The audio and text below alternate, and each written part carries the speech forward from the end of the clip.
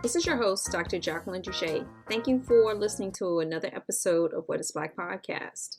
I'm so excited to share our interview today with special guest Victoria Bond. We'll get an opportunity to talk about her new book, Zora and Me, the Summoner.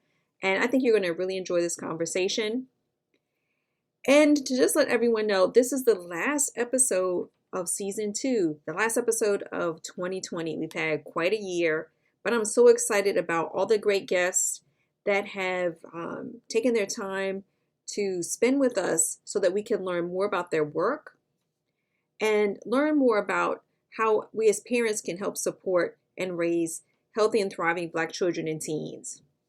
I'm so looking forward to planning for the upcoming 3rd season, and I'll share more information in the weeks to come. But I did want to take the time to thank you so much for spreading the word about the podcast. Welcome, Victoria. It is such a pleasure to speak with you today.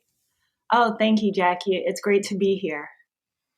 So as we were talking before the interview, your book, I think is, we talked about the timeliness of many of the stories that are coming out today, especially your new book, which is part of a trilogy. So your new book is Zora and Me, the Summoner. So I was wondering if you could talk a little bit about the previous 2 books and how they culminate into this new book, Zora and Me, the Summoner. Sure. Zora and Me, the trilogy, is inspired by the childhood of the Harlem Renaissance woman, the anthropologist and novelist Zora Neale Hurston. And Zora was from Eatonville, Florida, which was one of the first all-Black incorporated towns in the United States. So our series, which was co-created with T.R. Simon, is really about a Black community both growing and struggling with white supremacy and racial hostilities at the beginning of the 20th century. And each of the novels is about those racial hostilities. So the first one is a kind of monster story, but it's also a whodunit. And the whodunit is who killed the traveling musician, who murdered him. Was it a monster or was it a human being, right? The second book is actually a ghost story about the sins of slavery. And the second book, The Cursed Ground, really opens up to the reader the history of the land that Eatonville was built on. And then the third book is a zombie story that explains why it is that Zora Neale Hurston ends up leaving her cherished home. And it ends up being a grave robbery and an election that together, push Zora out into the world. So in these books, we're using Zora as a young protagonist, as a child, and we're exploring these racial historical incidences through her eyes and the eyes of her community. So again, as we were talking pre-interview, I think you stated it so well, the relevance of, your work, the writing for this time. Mm-hmm. And I think the one thing that I find so amazing about authors, especially authors for young children, is how, especially historical fiction writers, right? How you are able to bridge, right, that history, but also make it relevant to the themes that are going on in current times, especially the issues that are going on now regarding social justice, racial justice.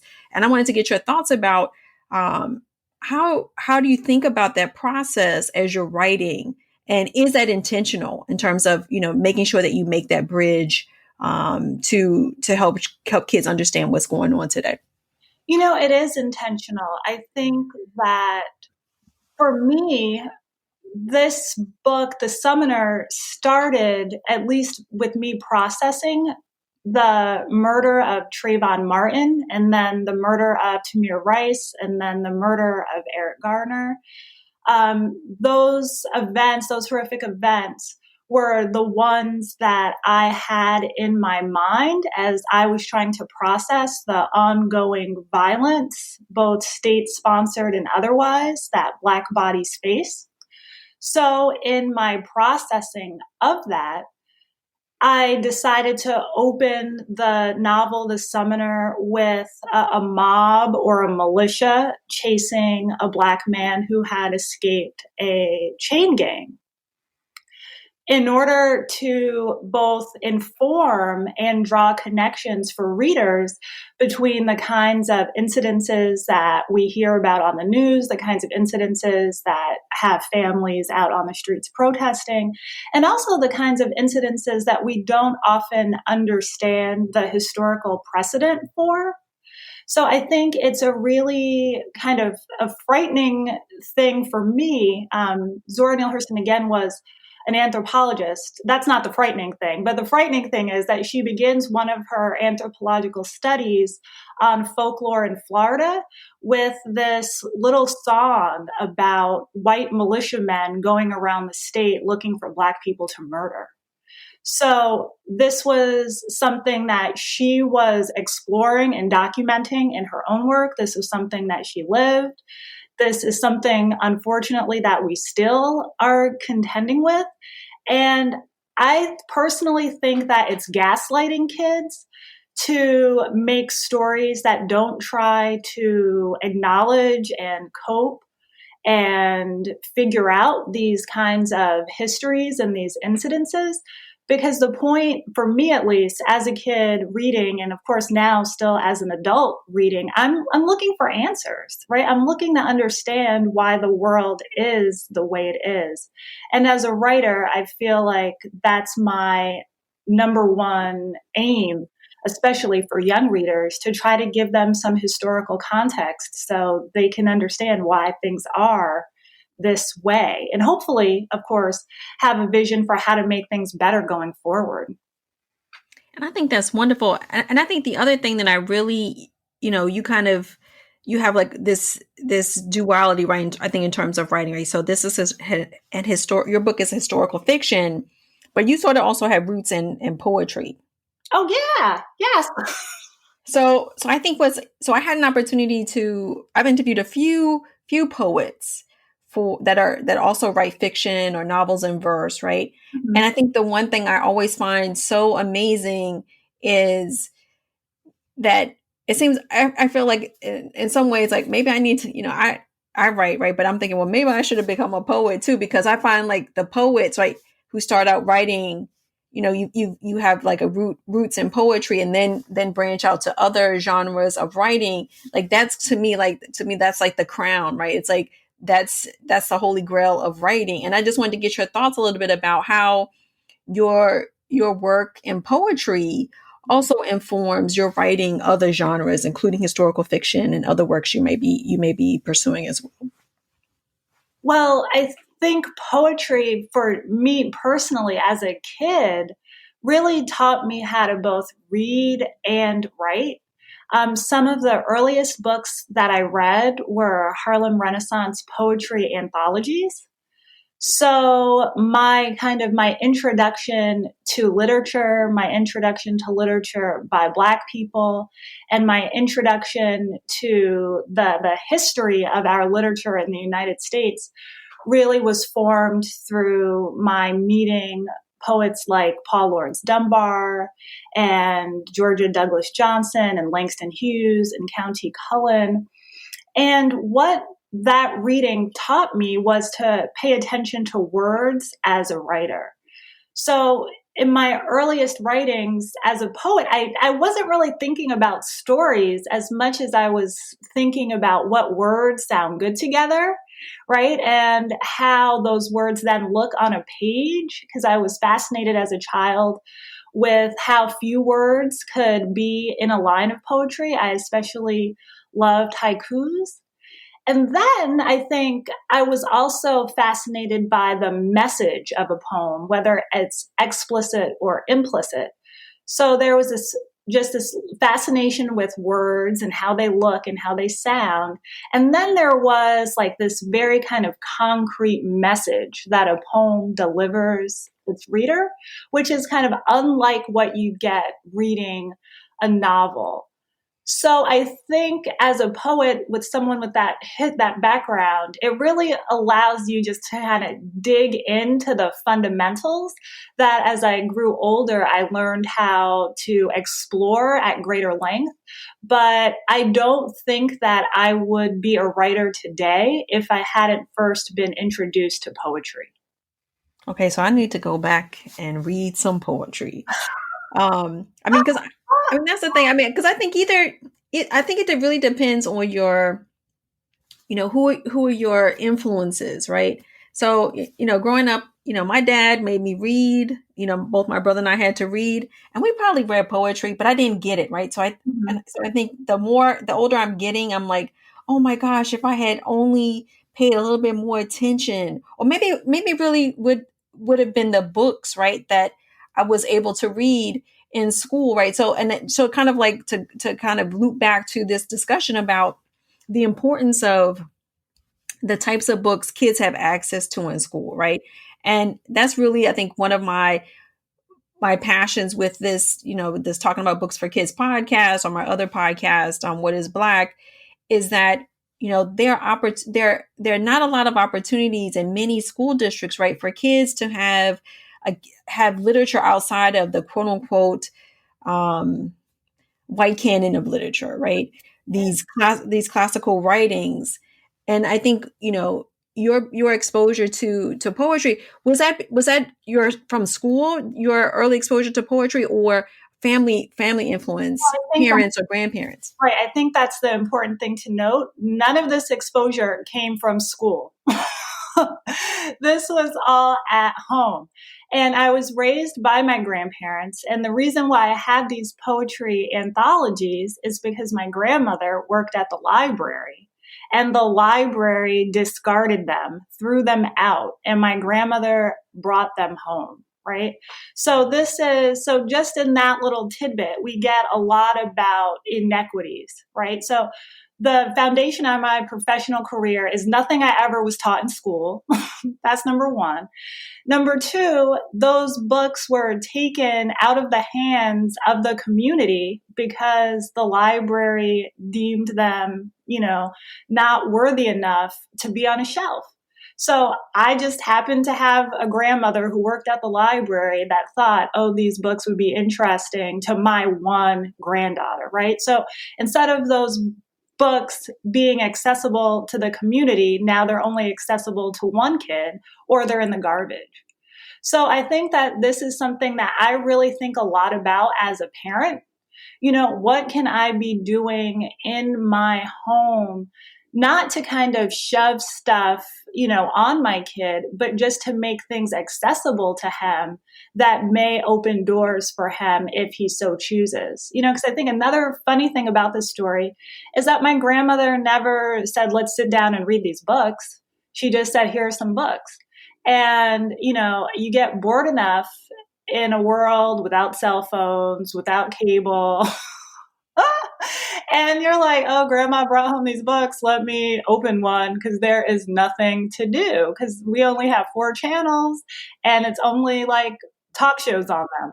So I'm going to sit down and look at these books. So, I think that, again, the fact that none of that came into my life through school really gives us a sense of what schools didn't do then that hopefully more schools are doing now. I hope so.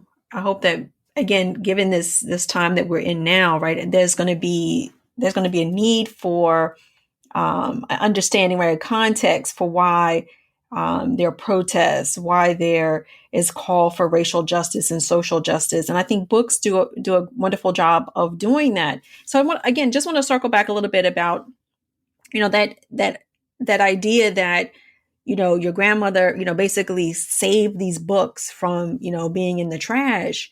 And I was doing a little bit of background reading about Zora Neale Hurston, and I kind of, again, I find like this through line, right? So it's almost kind of like the the writers that are writing about Zora Neale Hurston, there's some cosmic connection somewhere, right? And so I'm saying all this to say that when I read about Zora Neale Hurston, she was not she was not celebrated. Or my understanding was she was not celebrated, during the time that she was alive, right? And it was until much later that people sort of kind of rescued and revitalized, right, or remembered who she was and the importance that she played, the important role that she played. I was wondering if you could talk a little bit about that in your research regarding Zora Neale Hurston, if that really was the case. Because I mean, I haven't done the research on Zora Neale Hurston, so but that was my understanding of her work. Like she really wasn't known doing, amongst her colleagues, yes, but not from the broader community. Um, Yeah, I think that that's one of the most fascinating things about Zora Neale Hurston is that, well, once she leaves Eatonville in 1904, 1905, and she's sent to a boarding school after her mother's death. And her father, who she has a very difficult relationship with, doesn't pay her boarding school bill. So at that point, Zora is basically a teenage girl out in the world on her own. And for a period of years, about a decade, there is very little known about her life. And she shows back up in 1916, 1917 in the Washington, D.C. area, where she enrolls in high school and she lies and says that she is 16 as opposed to 26 so she can re-enter school. Right. So from that point, she goes to Howard, then she transfers to Barnard, and she begins what for a period is a really illustrious career as a novelist and an anthropologist. Now, this is completely unheard of to be a Black person and embark on this kind of professional journey, to be a woman and embark on this kind of professional journey, and yet to be a Black woman writing novels and doing anthropological studies and writing anthropological books in the early to mid 20th century is a really huge accomplishment. Now, because Zora was so iconoclastic, because she really did own herself and was her own person, she had a very different approach to her anthropology, and she had a very different approach to the kinds of novels that she wrote and wanted to write. And because she explored Black life apart from the racism that Black people experienced, because she documented Black stories, Black folklore, a lot of her Black contemporaries at the time were like, Zora, like, we need to be focused almost solely on racism. Zora, you wrote your novel about a young Black woman's sexual awakening. We're not going to touch that right now. Zora, you have these ideas about, Black schools that no one wants to hear because the progressive position is desegregation. So because Zora was so different from almost everybody, both her Black and white peers, she becomes an outlier and eventually a pariah. Now, in the early 1970s, Alice Walker, I think, really does resurrect Zora Neale Hurston's legacy and work on the basis of a feminist platform, right? Zora is this woman that wrote about women, that wrote about Black people with great joy, with great pride, with great expertise. And in part, she falls out of the mainstream in the 1940s and the 1950s because she did that kind of work. And it's that work that brings her back in the 1970s through the wonderful Alice Walker. So, one way I think about this is if we didn't have Alice Walker, we wouldn't have Zora Neale Hurston. If we didn't have Zora Neale Hurston, we wouldn't have had Alice Walker, right? And if we don't have them, then there are a lot of people writing today, just like me, for example, that might not have written this book or any other books, frankly. So as a Black woman, I think we are especially beholden to our ancestors and those who come before us because they literally pave our paths, both in the kind of the literal work that I've done writing these novels about Zora, but just the fact that I'm a Black woman who felt free enough to be able to learn how to write and to try to publish a book. Oh man, I got goosebumps you saying that, right? Because I mean, it's this legacy of ancestors, right? It's a legacy of those who have come before us, like you said, that have really paid and paved the way for us moving forward. And what I find also so fascinating in your recounting of Zora's life and her connection to Alice Walker was a sense that she was a woman ahead of her time, Mm-hmm.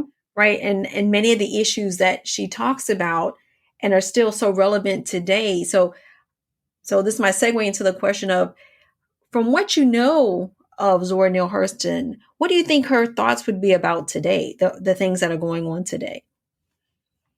Oh, well, I think Zora would be really proud of the progress that has been made, but I think Zora would not be shocked at about how little progress, how how we haven't quite come far enough yet, right? Because I think, again, Zora grew up in this town where Black people decided they needed to build their own community with their own resources because white supremacy was strangling them, both literally and figuratively, right? So she would not be surprised to see that we live in a country where state violence perpetrated on Black people unfortunately continues to be a norm, right? She would not be surprised that Black people are in need of safe spaces in our homes, right?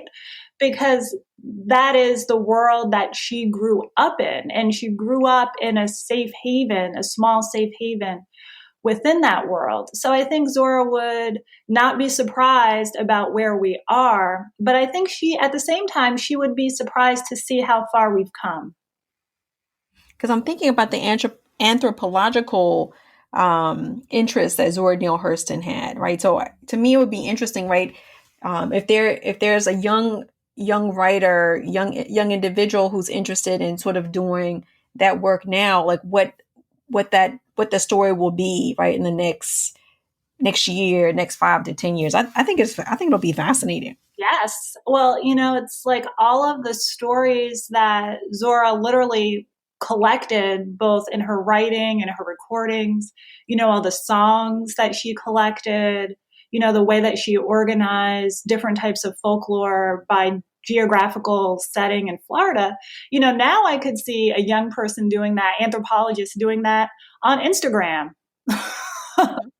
It'd be like, okay, or in SoundCloud, who are the people that are making these songs at, what place, during what time, over how long, right? How many hits and how many listens did they have with other people who are making music? What was the dialogue between the beats that were sampled and the songs? So I think that all of this work is still happening and it is, ongoing. The platform for it has just, radically changed, but the work itself, I think, is not so dissimilar.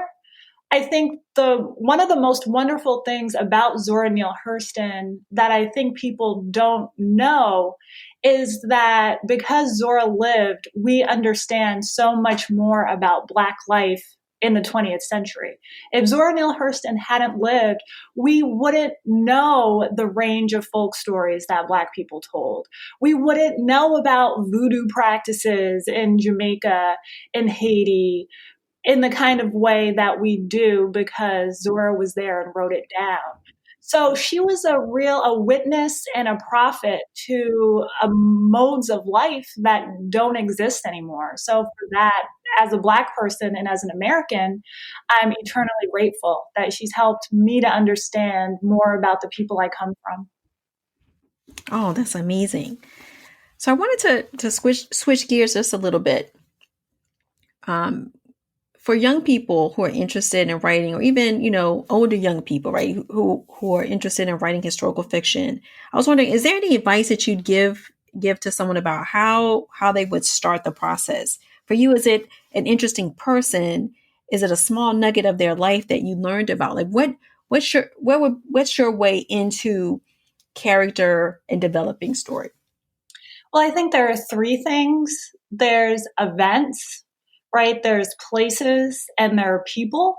And I think if you are interested in historical fiction or you think you might be, I think you want to start with those three things. Like, is there a person I'm interested in finding out more about? Is there a place I'm interested in finding out more about?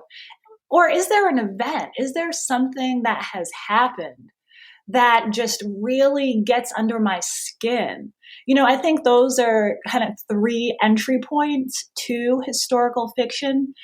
For me, as much as I love and have learned about Zora, I also during this process really fell in love with Eatonville, Florida, and the idea and existence of these Black communities that were during the 20th century. There are a range of cases. The Tulsa race riots of 1921, for example, is a case of what happened to an independent, thriving Black community. There are many cases throughout around Atlanta of highways and different roads being built through Black communities. So I think that that's a rich topic that I wish more writers, more people would be interested in, is the history of Black settlements in 20th century America, because there were a lot of them, and for good reason, because Black people wanted to be safe. And I don't think that that's acknowledged enough in our mainstream conversations about the history of race, is that safety has been an issue for Black people for 400 years. Black people have been trying to figure this out. They've been trying to crack this code.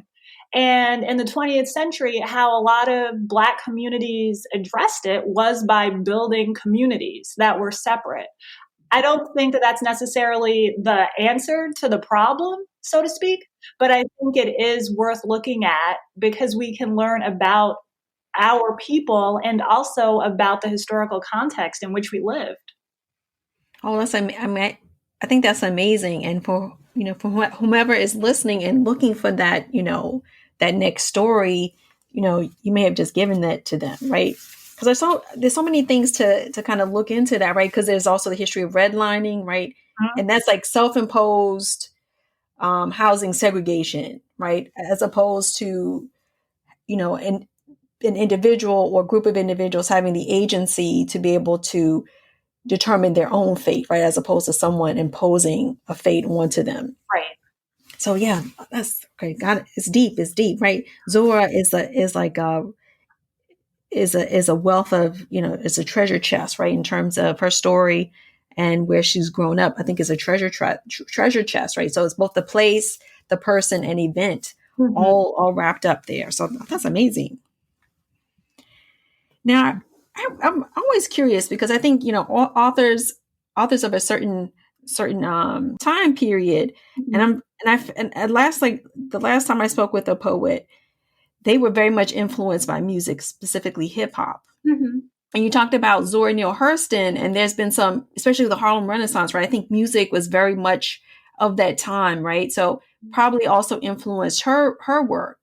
And as a poet and writer, does music influence your writing, or especially when you're writing, writing about an historical time period? Are you listening to that music as well to sort of help do that research for your writing?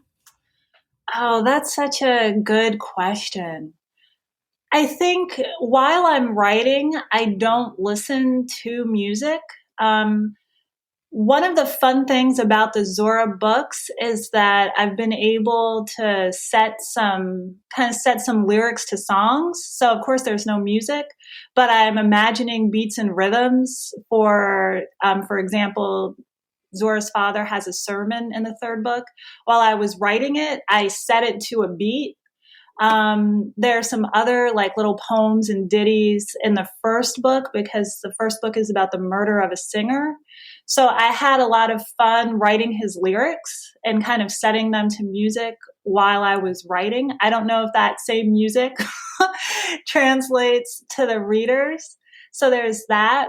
I think also in terms of music and writing, because I grew up in the late 80s and then really came of age as a teenager in the 90s, in the late 90s, the music that I keep in my mind, the lyrics that go around in my head are actually like a lot of TLC. I think Missy Elliott, for example, is like our Bessie Smith. I also really love Aaliyah. And occasionally, there's some, and this, I feel a little bit silly for, like admitting this, but, sometimes, and I guess this is where the poetry kind of comes in trying to write a paragraph, especially if it's one with like a lot of attitude. I would sometimes think like when Beyonce was with Destiny's Child, especially, she would sing so fast that it would kind of be a rap. So sometimes when I would be reading, going over a paragraph, I would say like, does this really work? So I would try to read it in like a Beyonce singing speed to try to make sure that it just really had, rhythm and could work for the reader in that way. So I think the music of my early teens, early adulthood, late teens has influenced how I write in a poetic sense. So are there any current works or, new projects that you can share? Oh my gosh. Well, I'm all in on historical fiction. I'm all in on Black girls. I spent a lot of time in Florida writing the Zora and Me trilogy, and I'm from New Jersey. And I've decided to write a piece of historical fiction about a Black girl, but in New Jersey. I find the history of the North in the late 19th, early 20th century is one that I don't think many readers and many teachers spend a lot of time exploring in terms of racial dynamics. And I've been really fascinated by it. So I guess to kind of take my own advice about character, event, and place, I've been looking into the history of New Jersey and have been figuring out a new story from there. Oh man, it sounds exciting. So I spent some time in New Jersey. I went to college and grad school in New Jersey. Oh, wow. So have a Jersey connection. Yay. And I also have a connection with Zora Neale Hurston. I was born and raised in Washington, D.C. So yeah, it all comes together. Yes, it does. Yeah, it certainly does. So Victoria, how can listeners learn more about you and your books and all the upcoming projects you're working on? You can visit victoriabondauthor.com. I also, for better or for worse, I'm always on Instagram at Way to Go Vicky Bond, and Vicky is spelled Vicky. So on Instagram at Way to Go Vicky Bond, and my website is victoriabondauthor.com. It was a pleasure speaking with you today, Victoria. Oh, thank you so much. Really, the pleasure was all mine. Thank you so much. Thank you for listening to What is Black podcast. To listen to other great episodes, please subscribe to the podcast. We're on Apple Podcasts, Stitcher, Audible, and so much more. To sign up for our newsletter, go to www.whatisblack.co, and you can also follow us on social media. We're on Instagram, Twitter, and Facebook at What is Black. That's at WHATISBLK.